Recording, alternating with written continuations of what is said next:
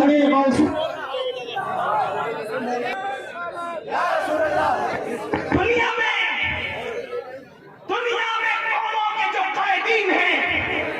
ہر قائد کی زندگی پر انگلی رکھی جا سکتی ہے۔ دنیا کے قوم کا، دنیا کے علاقے میں کسی بھی قوم کے قائد کو آپ کرپشن میں مبتلا ہوتے ہوئے دیکھتے ہیں۔ تنہا مسلم امہ کا وہ قائد ہے کہ جس کی زندگی اپنے اور بیگانے جو پڑھ لے، جو سن لے، جو دیکھ لے، وہ کہنے پہ مجبور ہو جائے کہ اللہ نے یہ ذات ایسی پیدا کی ہے جس کو ہر عیب سے پاک کر دیا گیا ہے۔ اسی کو تو میرے امام کہتے ہیں وہ کمال حسن حضور ہے کہ کمال نقص جہاں نہیں، یہی پھول، یہی پھول، یہی پھول خاص دور ہے، یہی شمع ہے کہ دعا نہیں۔ اور پھر کہتے ہیں وہی نور حق، وہی ذل رب ہے، وہی سے سب ہے، وہی کا سب نہیں، ان کی ملک میں آسمان کے زمین نہیں، یہ سبحان سبحان اللہ ماشاء اللہ یا رسول اللہ جو پیٹ زندہ باد دوسروں کو کھلاتے نظر آئے، لاؤ کوئی ایسا قائد جو دشمنوں کو گالیاں سن کر دعا دے، لاؤ کوئی ایسا قائد جس کا حسن ایسا ہو، جس کا حسن اللہ کو بھی پا جائے۔ اللہ کو بچپنے کی فضل اس خدا باپ کی صورت پہ لاکھ سلام، کیا حسن ہے اے سید ابرار تمہارا، اللہ بھی ہے طالب دیدار تمہارا، اور کیوں دین کے مشتاق نہ ہو حضرت یوسف، اللہ کا دیدار ہے، دیدار تمہارا۔ لاؤ کوئی ایسا قائد، ہمارا قائد تو حسن میں بے مثال ہے، تقویٰ میں بے مثال ہے، ہمارے قائد کی شان یہ ہے، اللہ اکبر۔ قیادت ہماری ایسی ہے، علم بے مثال ہے، بلکہ اللہ ہماری قیادت کا عالم یہ ہے کہ فرشتے بھی جس کی اقتدا کرتے ہیں وہ ہماری نعرہ تکبیر، نعرہ رسالت، نعرہ حیدری، نعرہ غوثیت، مسلک اعلیٰ حضرت فیضان حضور تاج الشریعہ، جشن موسم برا، فیضان خواجہ غریب نواز، خواجہ کا ہندوستان، حضرت علامہ سید امین القادری صاحب قبلہ، علماء اہل سنت، سبحان اللہ۔ حضور میری قوم کے جماعت، حضور ہمارے قائد ہیں۔ دنیا کے قائدین کا حال یہ ہے، دنیا کے قائدین کا حال یہ ہے کہ وہ تقریر کرتے ہیں، لیکن جب ذات کی بات آتی ہے تو سب سے زیادہ کرپشن میں لوگ ان کو مبتلا دیکھتے ہیں۔ لیکن یہ اپنے نبی کی ہمارے قائد ہیں، ہمارے نبی کہ جو حلیمہ کے سینے سے دائیں طرف کا دودھ پیے، بائیں طرف کا چھوڑ دے، یہ ہمارے قائد کی شان گود میں ہے، گود میں عالم شباب، حال شباب کچھ نہ کچھ، وہاں تو گود میں حال یہ ہے کہ دائیں طرف کا نوش فرماتے ہیں، بائیں طرف کا چھوڑتے ہیں۔ آج کی سائنس کہتی ہے کہ خاتون کے سینے میں دائیں طرف شیر کم ہوتا ہے اور بائیں طرف زیادہ ہوتا ہے۔ اللہ کے رسول جو پوری کائنات کی قیادت کے لیے آئے ہیں، اپنے لیے کم لے کر اور اپنے بھائی کے لیے زیادہ چھوڑ کر بتا رہے ہیں کہ حضور صرف انصاف نہیں کرتے، انصاف برابر برابر کو کہتے ہیں، بلکہ میرے آقا تو عطا کرتے ہیں، کم اپنے لیے رکھتے ہیں، زیادہ اپنے بھائی کے لیے چھوڑتے ہیں۔ میرے امام کہتے ہیں بھائیوں کے لیے ترک پشکا کریں، دودھ پیتوں کی نسبت پہ لاکھوں سلام، اللہ اکبر۔ تو میرے آقا علیہ السلام کے دیوانوں، میں اتنا کہنا چاہتا ہوں، ہر دور میں قرآن، ہر دور میں حدیث مصطفیٰ ہمارے لیے رہنما ہے۔ میں معاذ اللہ یہ نہیں کہتا کہ آپ کو موجودہ دور کی ظاہری کسی قیادت کو چھوڑنا چاہیے، نہیں، اصل قیادت ہمارے حضور ہے ہمارے لیے، بلکہ ہمارے لیے تو ہر چیز کی اصل وہی ہے، خدا کے بعد سب کچھ وہی ہے۔ امام کہتے ہیں وہی جل و شہر و شہر ہے، وہی اصل عالم بیر ہے، وہی نیر ہے، وہی بیر ہے، وہی پاک ہے، وہی پاک ہے۔ اللہ اکبر۔ پر ان کی شان ہی نرالی ہے میرے آقا علیہ السلام کے پیارے دیوانوں تو آقا ہمارے قائد ہیں اب آئیے میں آپ کو بتاؤں جب میں نے یہ بات شروع میں کہہ دی کہ ہر مسئلے کا حل قرآن و سنت میں موجود ہے تو آئیے دنیا اس وقت تیسری عالمی جنگ کی طرف بڑھ رہی ہے اب میری اصل عنوان کی طرف میں آنا چاہتا ہوں پوری دنیا تیسری عالمی جنگ تھرڈ ورلڈ وار کی طرف بڑھ رہی ہے اور پوری دنیا کے دانشور یہ کہہ رہے ہیں کچھ کہتے ہیں جنگ شروع ہو چکی ہے کچھ کہتے ہیں جنگ شروع ہونے والی ہے بہرحال کچھ لوگوں کا خیال یہ ہے کہ حالات ایسے ہوں گے توجہ کرنا میری قوم کے جوانوں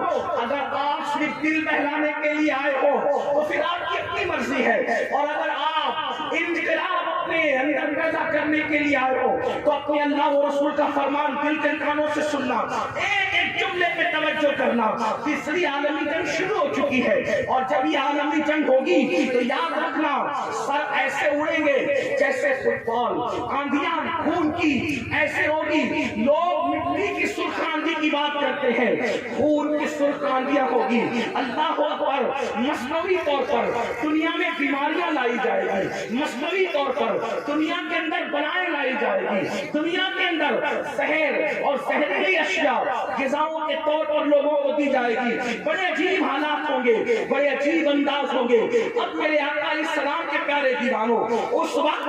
ہر ملک پر کسی ایک ملک کی بات نہیں کرتا انڈیا پاکستان بنگلہ دیش برطانیہ امریکہ کسی ایک ملک کی بات نہیں کرتا بلکہ حالات کیا ہوں گے جب تیسری عالمی جنگ ہوگی تو جنگ کرانے والے تو یہ چاہیں گے نا کہ ہمارے ذہن کا آدمی بیٹھے تبھی تو ان کی مراد پوری ہوگی ورنہ وہ جنگ چاہیں گے کوئی امن چاہے گا تو ان کی مراد پوری ہو نہیں سکتی تو ہوگا کیا پوری دنیا پر لوگ اپنے خیال کے لوگ بٹھائیں گے اور وہ ظالم ہوں گے وہ جابر ہوں گے اتنا ظلم ان کے پاس ہوگا اللہ اکبر لوگ آج سے پہلے کے ظالموں کو بھول جائیں گے فرعون کا ظلم نمرود کا ظلم شداد کا ظلم وقت و نسل کا ظلم یعنی جتنے بھی ظالم گزرے ہیں صفاقیت ہو یا اور بھی کوئی آپ کے نزدیک اصطلاحات ہو وہ سارے جو جرموں کو اور ظلموں کو لوگ فراموش کر دیں گے اور اب یہ سب کچھ کیوں کر ہوگا اس کے ہوگا کیوں کر اب قرآن کہتا ہے کیوں کر ہوگا اور مشکات شریف کی ایک حدیث اس سے بچنے کے لیے طریقہ کیا ہوگا دو باتیں ایک تو یہ دنیا میں حالات خراب کیوں ہوں گے یا دنیا میں حالات بگڑیں گے کیوں لوگوں کے شہر کیوں برباد ہوں گے بستیاں کیوں تباہ ہوگی بستیاں کیوں ویران ہوگی بچے گا کون دیکھو تیسری عالمی جنگ سے بھی لوگ بچیں گے اور بچنا کس کو ہے وہ آج ہی لاہے عمل آپ کو تیار کرنا ہوگا دل کے کانوں سے سننا قرآن کہتا ہے وما اصابکم من مصیبت فبما کسبت ایدیکم میرا اللہ فرماتا ہے کہ تم پر جو بھی مصیبت آتی ہے تم پر جو بھی تکلیف آتی ہے وہ تمہارے گناہوں کے سبب سے آتی ہے وہ تمہارے گناہوں کی وجہ سے آتی ہے اب پتہ چلا اللہ اکبر بڑی بڑی بیماریاں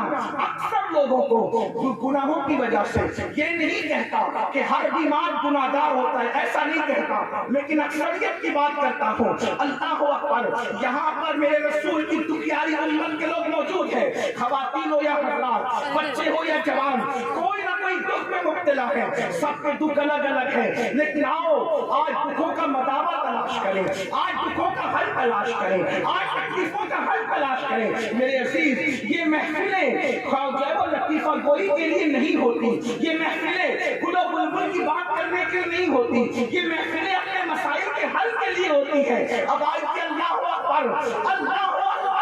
جو بڑی بڑی بیماریاں ہیں وہ گناہوں کی وجہ سے اللہ اکبر جو بے چینیاں ہیں وہ گناہوں کی وجہ سے آپ کہتے ہیں نا مجھے سکون کی نیند نہیں آتی گناہوں کی وجہ سے قرآن کہہ رہا ہے گناہوں کی وجہ سے آپ کہتے ہیں اولاد نافرمان ہو گئی گناہوں کی وجہ سے اللہ اکبر آپ کہتے ہیں میرا بزنس سرد پڑ گیا گناہوں کی وجہ سے قرآن کہہ رہا ہے جو بھی تم پر مصیبت آتی ہے وہ تمہارے گناہوں کے سبب سے آتی آتی ہے اور پھر یہاں پہنچ کر انسان کیا کہتا ہے، مولانا مجھے کسی نے کچھ کر دیا. کیا کر دیا؟ چین کی نیند نہیں آتی، کسی نے کچھ کر دیا. بیٹی کو رشتے نہیں آتے، کسی نے کچھ کر دیا. بندہ اچھا نہیں چلتا، کسی نے کچھ کر دیا. دل مطمئن رہتا ہے، کسی نے کچھ کر دیا. ذہن ٹینشن میں رہتا ہے، کسی نے کچھ کر دیا. یاد رکھو جب تک اپنے جرائم کو دوسروں کے ساتھ تھوپتے رہو گے کسی نے کچھ نہیں کیا. قرآن کہتا ہے تیرے کرتوت کی وجہ سے یہ تیری تکلیفیں ہیں، یہ تیری مصیبتیں ہیں. جب یہ آیت کریمہ نازل ہوئی، جب یہ آیت پاک نازل ہوئی تو اللہ کے رسول صلی اللہ علیہ وسلم، اللہ کے حبیب علیہ الصلوۃ والتسلیم جو ہے اللہ اکبر آیت کریمہ کی تشریح کرنے لگے. اللہ کے رسول علیہ السلام اس آیت کی تشریح کرتے ہیں. اب دل کے کانوں سے سننا، اللہ کے حبیب علیہ السلام فرما رہے ہیں کہ دیکھو اللہ فرماتا ہے جو بھی تم پر مصیبت آتی ہے وہ تمہارے گناہ کی وجہ سے. اب آقا اس کو سمجھاتے ہوئے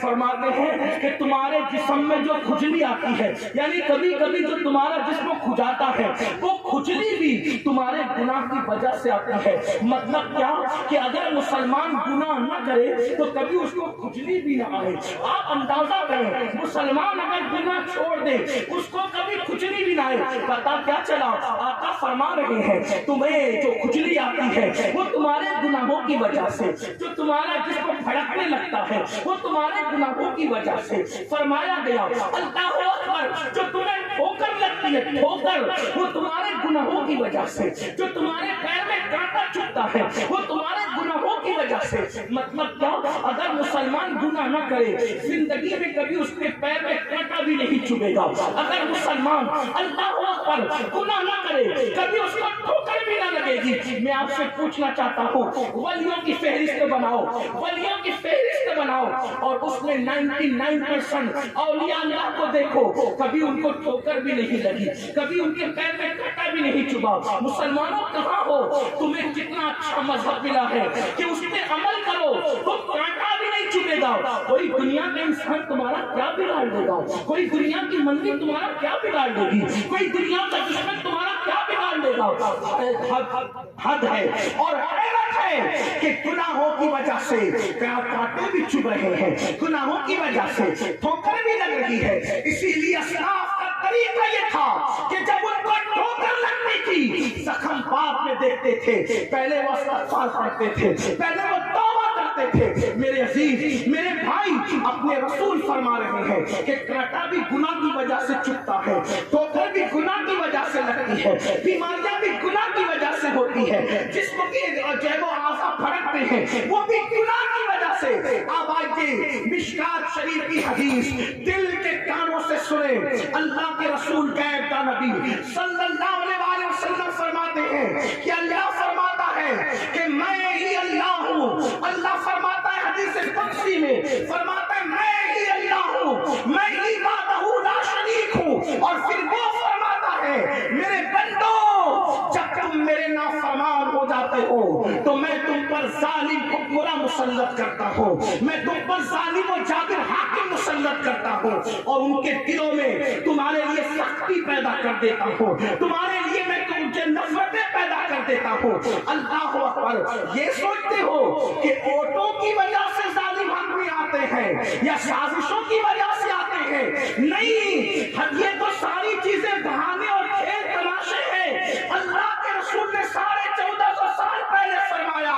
کہ تم پر ظالم حکمراں کسی سازش کا نتیجہ نہیں بلکہ یہ تمہارے کرتوت کا نتیجہ ہے، یہ تمہارے گناہوں کا نتیجہ ہے. حدیث کا اگلا حصہ سن لے. آقا ارشاد فرماتے ہیں اللہ فرماتا ہے میں تمہارے جرائم کی وجہ سے، تمہارے گناہوں کی وجہ سے ظالم حکمراں تم پر مسلط کرتا ہوں اور ان کے دلوں میں تمہاری نفرت ڈال دیتا ہوں. ہم تو توحید کے ماننے والے ہیں، ہم تو رسالت کے ماننے والے ہیں. ہمارا عقیدہ ہے کوئی کیا کر سکتا ہے اللہ کی مرضی کے بغیر پتہ نہیں ہل سکتا. لوگوں کے دل خدا کی مٹھی میں جیسا کہ اس کی شان ہے، لوگوں کے دل خدا کی دو انگلیوں کے درمیان میں جیسا کہ اس کی شان ہے. جس طرف چاہتا ہے محبت ڈالتا ہے، جس طرف چاہتا ہے نفرت ڈالتا ہے. یاد رکھنا